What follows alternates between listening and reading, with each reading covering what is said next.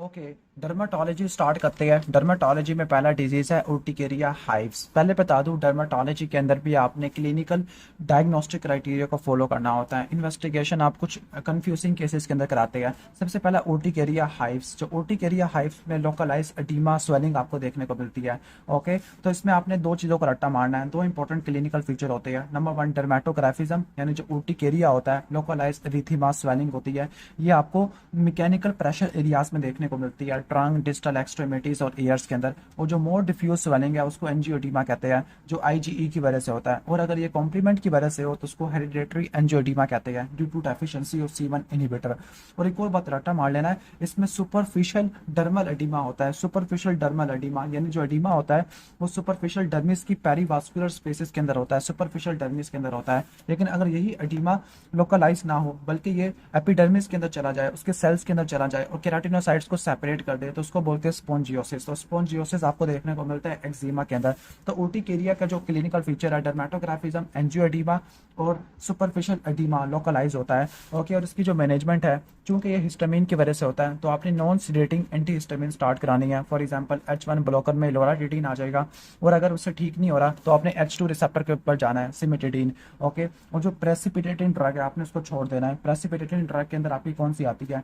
आपकी पेनिसिलिन आ जाती है, एस्पिरिन आ जाती है, एस इनहिबिटर आ जाता है, और उससे एंजियोडीमा होता है इस इनहिबिटर की वजह से। और अगर एंजियोडीमा है तो आपने एड्रिनालिन इस्तेमाल करना है। नेक्स्ट है एक्जिमा। तो एक्जिमा के अंदर क्या होता है? ड्राई इची स्किन होती है, ठीक हो गया, स्केली प्लाक्स होते हैं, उसमें स्पॉन्जियोसिस होता है। तो पहला है एटोपिक डर्मेटाइटिस। ओके, जो एटोपिक डर्मेटाइटिस में इची एरिथेमेटस स्केली पैचेस होते हैं। पैचेस क्या होता है? पैचेस एक फ्लैट लेयर होती है, 1 सेंटीमीटर से ज्यादा की होती है। इसकी वजह से लाइकेनिफिकेशन होता है। लाइकेनिफिकेशन क्या होता है? लाइकेनिफिकेशन स्किन की क्रॉनिक थिकनिंग होती है, स्किन की मार्किंग बढ़ना शुरू हो जाती है। एक बात रट्टा मार लेना, जो इची स्केली प्लैक होते हैं, इची खुजली वाले, एरिथेमेटस रेड वाले, ये बच्चों में फेस से होते हैं, अडल्ट में ये फ्लेक्सर सरफेस पे होते हैं। अगर रैश फ्लेक्सर सरफेस पे हो तो उसको एटोपिक डर्मेटाइटिस में इंक्लूड करना है। अगर एक्सटेंसिव सरफेस पे हो तो वो सोरियोसिस आ जाएगा। और इसमें फैमिली हिस्ट्री मिलेगी एलर्जी की, लाइक हे फीवर आ जाएगा। ओके, एस्थमा, एक्जिमा की हिस्ट्री मिलती है। मैनेजमेंट के अंदर आ जाती है। नंबर वन, जनरल मैयर है। सबसे पहले आपने इरिटेंट को या एलर्जन को अवॉइड करना है। नंबर टू, आपने इमोलियंट्स इस्तेमाल करने हैं, क्योंकि स्किन ड्राई इची होती है तो उसको मॉइस्ट रखने के लिए इमोलियंट इस्तेमाल करने हैं। नंबर थ्री, कॉटन क्लॉथ को पहनना है। नंबर फोर, मॉइस्चराइजर इस्तेमाल करने हैं। टॉपिकल ट्रीटमेंट में स्टीरॉइड है, क्योंकि स्टीरॉइड एंटी एलर्जी के तौर पर इस्तेमाल होता है, और इम्यूनो मॉड्यूलेटर जिसमें टेक्रोलिमस ऑइंटमेंट आ जाएगा।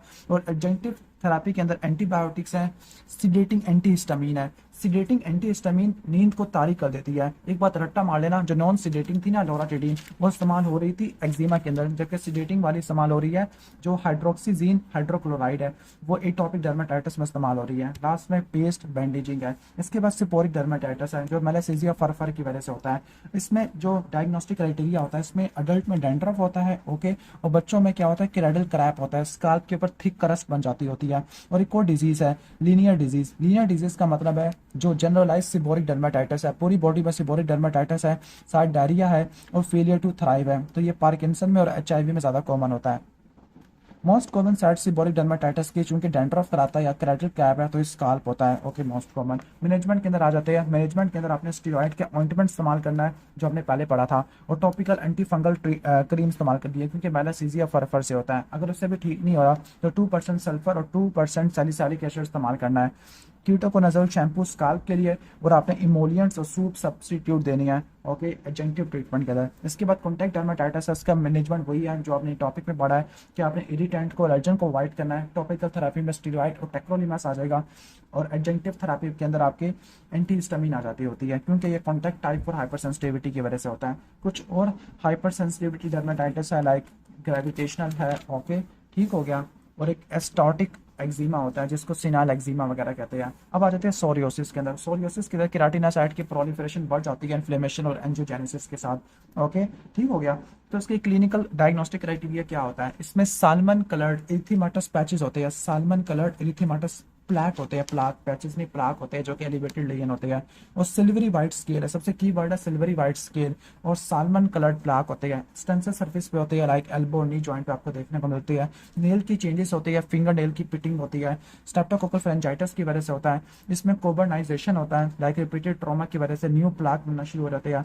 और ऑस्पिड साइन है, जब स्केल को रिमूव करते हैं, ओके, तो पिन पॉइंट ब्लीडिंग होती है, विजिबल ब्लीडिंग होती है, बिकॉज जो डर्मल पैपिले से ऊपर जो एपिडर्मिस है वो थिन हो जाती है केराटिनोसाइट की प्रोलिफरेशन और एंजियोजेनेसिस की वजह से। ठीक हो गया। तो इसमें क्या चेंजेस आती है, एरिथेमाटस प्लाक होते हैं with silvery white scale, okay, elbows और नी पे होते हैं, फिंगर नेल का पिटिंग होता है, कोबर्नाइजेशन और ऑस्पिड साइन होता है। अब इसकी कुछ क्लासिफिकेशन है। Stable plaque psoriasis most common होता है। एक फ्लेक्सुरल जो फ्लेक्सर सरफेस पे होता है, नॉर्मली एक्सटेंसर पे होता है, लेकिन अगर फ्लेक्सर पे हो तो उसको फ्लेक्सुरल सोरियोसिस कहते हैं। गुटाटा सोरियोसिस, इसको रेन ड्रॉप सोरियोसिस कहते हैं, बच्चों में होता है, जिसमें प्लाक होते हैं ट्रंक पे होते हैं आफ्टर स्ट्रेप्टोकोकल थ्रोट इन्फेक्शन, जिसको गुटाटा सोरियोसिस कहते हैं। लास्ट में इरिथ्रोडर्मिक एंड पोस्ट्यूलर, ओके, सबसे सीवियरेस्ट फॉर्म है इरिथ्रोडर्मिक और पोस्ट्यूलर, ये इमरजेंसी होती है, ओके, और ये दोनों एक साथ होती है, इरिथ्रोडर्मिक और पोस्ट्यूलर, जिसको वॉन जुम्बुश सोरियोसिस कहते हैं। ओके, जो इरिथ्रोडर्मिक होती है इसमें पूरी बॉडी में इरिथ्रोमेटस सकेली हो जाती है। जो पोस्ट्यूलर होती है इसमें पस्ट्यूल बनना शुरू हो जाते हैं। ट्रीटमेंट के अंदर आ जाते हैं। ओके, ट्रीटमेंट में टॉपिकल ट्रीटमेंट के अंदर आपका क्या आ जाएगा, टॉपिकल ट्रीटमेंट के अंदर आपका आ जाएगा DDT को रट्टा मारना आपने, डिथ्रानोल, विटामिन डी और टार आ जाएगा, कॉर्टिकोस्टेरॉइड है। फोटोथेरेपी के अंदर अल्ट्रावायलेट बी आ जाएगा, इसके अलावा पूवा आ जाएगा, सोरालिन फोटोसेंसिटाइजर प्लस अल्ट्रावायलेट है, पूवा आ जाएगा। सिस्टेमिक में आपका रेटिनॉइड और मिथोट्रिक्सेट साइक्लोस्पोरिन इम्यूनोसप्रेसिव है। बायोलॉजिकल में इन्फ्लिक्सिमाब इटनर्सिप है, और उसके दो रेजिमेन है, एक है गोकरमैन रेजिमेन और दूसरा इनग्रम रेजिमेन। जो गोकरमैन रेजिमेन होता है इसमें आप टार इस्तेमाल करोगे टॉपिकल एजेंट में, और यूवी लाइट, यानी अगर इन दोनों को जोड़ दूं मैं टॉपिकल, तो ये गोकरमैन रेजिमेन है।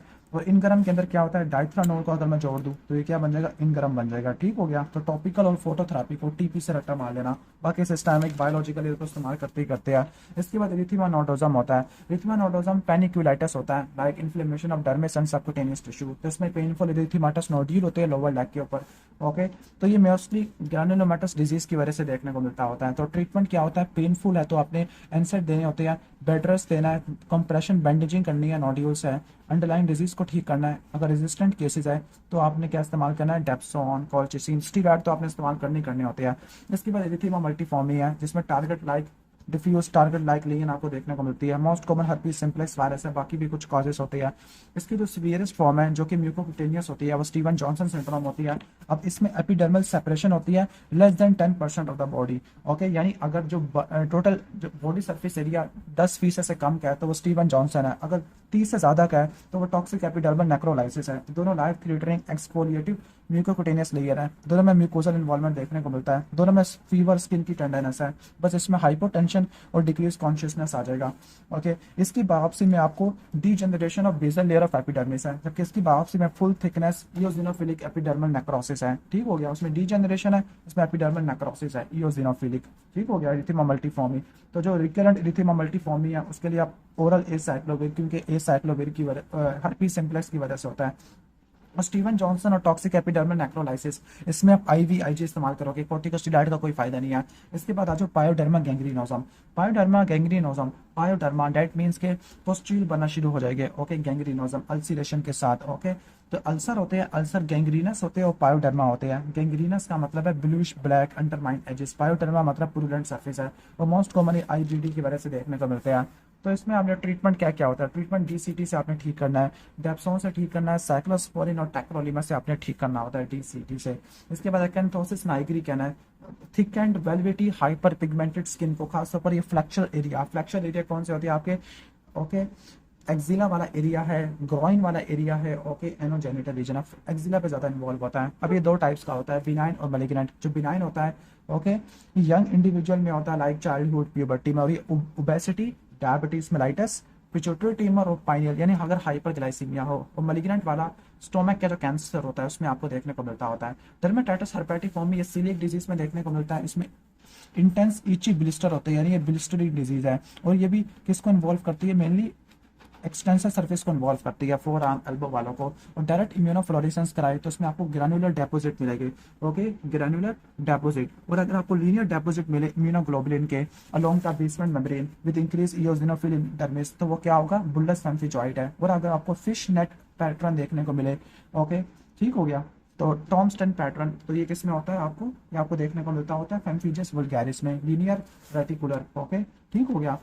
तो डायरेक्ट इम्यूनोफ्लोरेसेंस में ग्रैनुलर डेपोजिट IgA के on the tip of dermal papilla. Skin biopsy में आपको ब्लिस्टर मिलेंगे, सब एपिडर्मल ब्लिस्टर मिलेगी आपको, और न्यूट्रोफिल माइक्रो एब्सेस मिलेगी इन द डर्मल पैपिला। तो स्किन बायोप्सी की फाइंडिंग है। ट्रीटमेंट क्या होता है, डेप्सोन होता है, ओके ठीक हो गया। ओके ग्लूटेन फ्री डाइट होती है, उसका निमोनिक मैंने ब्रो करके लिखा हुआ है, बार्ली, राई, ओट, व्हीट। इसके बाद फेम्फीजियस वल्गैरिस और इसके बाद बुलस फेम्फीजियस का डिफरेंस लिखा हुआ है। इसका निमोनिक है मीनार, कैसे रट्टा मारना है। इसका ट्रीटमेंट बता दो। ट्रीटमेंट फेम्फीजियस का ट्रीटमेंट डिटॉक्सीमैप और IVIG होता है। बाकी हाई डोज प्रेडिनिसोलोन और स्टीरॉयड स्पेयरिंग एजेंट एज थियोपेनिन दोनों में है, लेकिन ये डिटॉक्सीमैप IVIG इसमें होता है। और एक और साइन है निकोल्सकी साइन। निकोल्सकी साइन किन किन कंडीशन में पॉजिटिव आता है। निकोल्सकी साइन जो ट्रू पॉजिटिव आता है वो फेम्फीजियस वल्गैरिस में। ओके ठीक हो गया। इसका निमोनिक होता है पाकिस्तान स्टैंडर्ड टाइम। इसके अलावा स्टीवन जॉनसन सिंड्रोम और टॉक्सिक एपिडर्मल नेक्रोलाइसिस, इसमें फाल्स होता है due to underlying skin necrosis. जो नेकोल्सकी साइन होता है क्या इंडिकेट करता है कैंथोलाइसिस को, कि जो सुपरफिशियल स्किन लेयर्स होती है वो सेपरेट हो जाती है विद रबिंग, टेंजेंशियल प्रेशर लगाने से। ठीक हो गया। ओके अच्छा फेम्फीजियस वल्गैरिस और बुलस फेम्फीजॉइड का मैं डिफरेंस बता रहा था, फिर हम इस चैप्टर को फिनिश करते हैं। फेम्फीजियस दोनों ऑटोइम्यून ब्लिस्टरिंग डिजीज है। इसका निमोनिक होता है मीनार, ये म्यूकोजल इन्वॉल्वमेंट करती होती है, इंट्राएपिडर्मल होती है। जब इंट्राएपिडर्मल होती है तो ये डेस्मोसोम वगैरह को इन्वॉल्व करती है। डेस्मोग्लिन 3 दोनों में IgG होता है। ओके और M से मोर्टेलिटी भी काफ़ी ज़्यादा होती है। ओके N से क्या होगा, निकोल्सकी साइन पॉजिटिव होगा। A से क्या होगा, A से ओके A से आपको देखने को मिलता है, इसे पता नहीं कैसे रट्टा मारा हुआ था। ओके अच्छा यहाँ पे को रट्टा मार लेना। इसमें फ्लैसिड बुल्ले होते हैं, उसमें लार्ज टेंस बुल्ले होते हैं। इसमें बुल्ले इच्ची नहीं होते, इसमें बुल्ले इच्ची होते हैं। ओके इसमें बीट से रट्टा मार सकते हैं। बुल्ले रैपिडली डिन्यूड होते हैं। ओके इसमें डिन्यूड नहीं होते। इसमें रिथीमाटस वीपिंग होती है। डायरेक्ट इम्यूनोफ्लोरेसेंस कराएं, इसमें फिश नेट टॉम्स्टन पैटर्न मिलेगा इम्यूनोग्लोबुलिन का सराउंडिंग द एपिडर्मल सेल। और इसमें क्या मिलेगा, इसमें हेमिडेस्मोसोम का मसला है ना, तो इसमें लीनियर डेपोजिट मिलेगा ऑन द बेसमेंट मेम्ब्रेन। और इसका जो ट्रीटमेंट है रिटॉक्सीमैप और IVIG। बुलस फेम्फीजॉइड का जो ट्रीटमेंट है प्रेडिनिसोलोन और स्टीरॉयड स्पेयरिंग एजेंट आ जाते हैं। इसके बाद malignant melanoma. Malignant melanoma sunlight की वजह से होता है। इसका जो डायग्नोस्टिक क्राइटेरिया होता है ABCDE। ए से एसिमेट्री, B से बॉर्डर इरेगुलर होते हैं, C से कलर चेंजेस होता है, G से diameter more than 10 millimetre, E से एलिवेटेड होता है। और इसमें कुछ क्लिनिकल वार्निंग साइन के जो मोल है वो साइज बढ़ना शुरू हो गया है, पेन है, न्यू पिगमेंट बन गया है। और इसकी कुछ ग्रोथ पैटर्न भी है, वर्टिकल ग्रोथ और रेडियल ग्रोथ। रेडियल ग्रोथ का मेटास्टैटिक पोटेंशियल नहीं होता, हॉरिजॉन्टल होती है। वर्टिकल का मेटास्टैटिक पोटेंशियल होता है। सब टाइप आ जाते हैं। सबसे most common type superficial spreading है। जो सुपरफिशियल स्प्रेडिंग होती है मोस्ट कॉमन होती है। इसके बाद एक्रल लेंटिजियस, ये आपके हैंड्स और फीट में होती है। नोड्यूलर रेडियल ग्रोथ नहीं होती। और लेंटिगो मलिग्ना मेलानोमा, ये most common sun damage areas में देखने को मिलती होती है। ठीक हो गया। ओके जो पुअर प्रोग्नोसिस है वो नोड्यूलर का है। सर्जरी आपने करनी होती है। मेलानोमा अगर 1 मिलीमीटर से कम का है तो 1 सेंटीमीटर का मार्जिन निकालना है। 1 सेंटीमीटर से ज़्यादा का है तो 3 सेंटीमीटर का मार्जिन निकालना है। स्क्वेमस और कार्सिनोमा में आपको केराटिन पल्स आपको देखने को मिलती है। ओके ठीक हो गया। ह्यूमन पैपिलोमा वायरस की वजह से होते हैं। इस पर आपने सर्जिकल एक्सीजन करना है, SCR से रट्टा मार सकती है। सर्जिकल एक्सीजन क्यूराटाच को अवॉइड करना है, वो रेडियोथेरेपी है। और इसके अंदर भी सर्जिकल एक्सीजन है 3 से लेकर 5 मिलीमीटर का बॉर्डर बेजल सेल कार्सिनोमा में। और मोस्ट माइक्रोग्राफिक सर्जरी मोस्ट सर्जरी है। और इसमें क्या मिलता है, इसमें आपको रोडेंट अल्सर देखने को मिलता है और बेजोफिलिक बेजल सेल्स देखने को मिलते हैं। जो बेजल सेल्स में पैलिसेटिंग अपेयरेंस होती है, क्योंकि बेजल सेल का कैंसर है ना, इसकी 2 तरह की ग्रोथ होती है, मल्टीफोकल और नोड्यूलर। ओके इसके बाद स्किन के डिसऑर्डर के अंदर चलते हैं। वार्ड्स होती है ह्यूमन पैपिलोमा वायरस में, मोलस्कम कंटियोजम पॉक्स की वजह से होता है। ओके रिथिमा इन्फेक्शियोजम पैरवो वायरस B19 की वजह से होता है। फ्रंकल क्या होता है, फ्रंकल पस की कलेक्शन होती है 1 हेयर फॉलिकल में, जबकि मैनी हेयर फॉलिकल को कार्बनकल कहते हैं। सेलुलाइटिस में डर्मिस और सबक्यूटेनियस टिश्यू का इन्फेक्शन होता है, पेनफुल होता है। स्टेफोरियस और स्टेप्टोकोकस पायोजेन की वजह से होता है। जबकि नेक्रोटाइजिंग फेसाइटिस में डीप इन्फेक्शन होता है अलोंग द फेशियल प्लेन, और deep infection along the fascial plane जिसमें सीवियर पेन आपको देखने को मिलता है। उसमें क्रेपिटस भी होता है ड्यू टू मीथेन और CO2 प्रोडक्शन। इसके बाद टॉक्सिक शॉक सिंड्रोम और स्कारलेट फीवर होता है। टॉक्सिक शॉक सिंड्रोम में एस्टाफोरियस की वजह से होता है, टैम्पून यूजिंग की वजह से होता है। इसमें desquamating sunburn like rash है, टॉक्सिक शॉक सिंड्रोम, और फीवर हाइपोटेंशन है। स्कारलेट फीवर स्ट्रेप्टोकोकस पायोजेन की वजह से होता है। इसमें sunburn with goose bump rashes है, sunburn with goose bump rashes. और पेस्टिया लाइन है जो कि इंटेंस लाइन होती है along the creases of axilla and groin. इसके बाद एक्नी होता है, प्रोपियनोबैक्टीरियम एक्नी की वजह से होता है। एम्पैटिगो ये हनी कलर्ड क्रस्ट लेजन होती है। मोस्ट कॉमन कास्ट स्टेफोरियस होता है, लेकिन बुलस टाइप का मोस्ट कॉमन कास्ट स्टेफोरियस और नॉन बुलस में स्टेप्टोकोकस पायोजेन है। ट्रीटमेंट में टॉपिकल म्यूकोरासिन और टॉपिकल फ्यूसिडिक एसिड आ जाएगा। इसके बाद डर्मेटोफाइटोसिस है, टीनिया कैपिटस। अच्छा ये स्ट्रेटम कॉर्नियम का या एडिनिक्सा को इन्वॉल्व करता है। टीनिया कैपिटस में स्कार्प की लेजन है। टीनिया बारबी में बेयर्ड की है। टीनिया पेडिस एथिलीट फुट है। टीनिया क्रूरस ग्रोइन है। टीनिया कॉर्पोरिस बॉडी की होती है। ओनाइकोमाइकोसिस इन्फेक्शन ऑफ नेल होता है। ओके, ठीक हो गया। फिर टीनिया वर्सिकुलर है। टीनिया वर्सिकुलर में हाइपोपिगमेंटेड और हाइपर पिगमेंटेड मैक्यूल होते हैं। हाइपर पिगमेंटेशन ज़्यादा मेलेनिन की वजह से और हाइपर पिगमेंटेशन मेलानोसोम की वजह से होती है। पोटेशियम हाइड्रोक्साइड सोल्यूशन यूज़ करने पे आपको स्पेगिटी एंड मीट बाल अपीयरेंस देखने को मिलती है। इसके बाद आ जाती है क्यूटेनियस लार्वा माइग्रेन, जिसको क्रीपिंग इरप्शन कहते होते हैं। ये स्ट्रोंगोलाइट्स की वजह से होता है। स्केबीज, जिसका क्लिनिकल डायग्नोसिस होता है स्कार्कोप्टी स्केबी की वजह से होता है। इसमें जो बोरोस होते हैं इंटरट्रिजिनस एरिया फिंगर टू वेब्स में देखने को मिलती है। और इसमें नॉर्गिवन स्केबीज भी है, जिसमें क्रस्टेड स्केबीज होती है इम्यूनोसप्रेस पेशेंट में। ट्रीटमेंट में आपने 5% परमेथ्रिन करीब वो इस्तेमाल करनी है। मेलाथियोन इस्तेमाल करना होता है। बेंजाइल बेंजोएट और लिंडेन इस्तेमाल करना होता है।